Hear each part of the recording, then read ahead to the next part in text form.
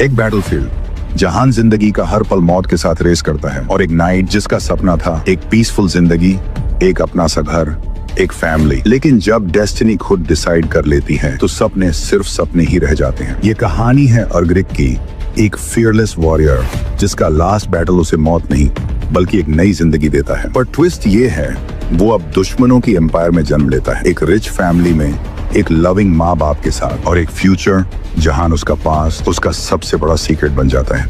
Welcome to the rebirth of a warrior.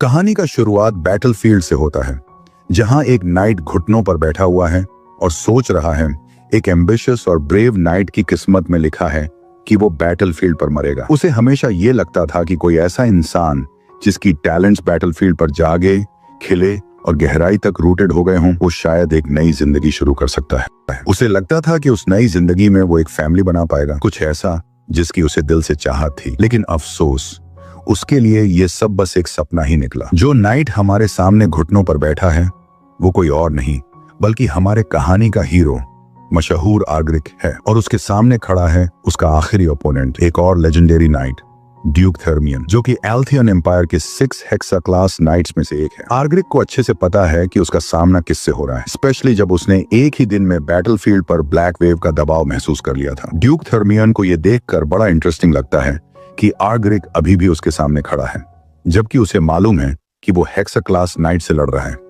Duke थोड़ा regret के साथ कहता है, ऐसे ब्लूमिंग टैलेंट को मारना वाकई में अफसोस की बात है। लेकिन आर्ग्रिक हार मानने वालों में से नहीं है। वो जमीन से उठता है, अपनी तलवार को हवा में घुमाता है और साफ बोलता है, मैं बैटलफील्ड पर पैदा हुआ था और यहीं मरूंगा। जैसे ही दोनों वॉरियर्स एक दूसरे की तरफ बढ़ते हैं, उनकी प्रेजेंस ही आसपास की हवा को हैवी और कैओटिक बना देती है। ड्यूक थर्मियन धीरे से कहता है, तू बहुत ब्रेव है आर्ग्रिक, लेकिन तेरी आंखों में एक रिग्रेट अभी भी है। वो आगे कहता है कि अगर हालात अलग होते तो आर्ग्रिक उसका एक स्ट्रॉन्ग राइवल बन सकता था। फिर ड्यूक अपनी तलवार में एनर्जी चार्ज करता है और सीधा आर्ग्रिक की तरफ दौड़ पड़ता है और कहता है, उम्मीद है कि जब तू अगली जिंदगी पाए तो अपने रिग्रेट्स छोड़ पाए। ड्यूक का पहला वार आर्ग्रिक की तलवार को टुकड़ों में तोड़ देता है। उसी मोमेंट में आर्ग्रिक का सपना भी टूट जाता है। अगला वार उसके दिल को चीरता है और जैसे ही वो जमीन पर गिरता है, उसका शरीर हवा में उछलकर जमीन से टकराता है। जमीन फट जाती है और वो लहूलुहान हो जाता है। जैसे ही उसकी कॉन्शियसनेस फेड होने लगती है,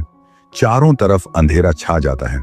लेकिन अचानक ये अंधेरा हटता है और जब वो अपनी आंखें खोलता है तो उसके सामने एक हस्बैंड वाइफ है, जो शायद उससे नहीं बल्कि अपने बच्चे से खेल रहे हैं। और फिर आर्ग्रिक लिटरली लूज हिज माइंड जब वो सुनता है कि ये लोग उसे ही अपना बच्चा बुला रहे हैं। उसका पिता उसे गोद में उठा लेता है और हंसते हुए कहता है, डेन, तू एक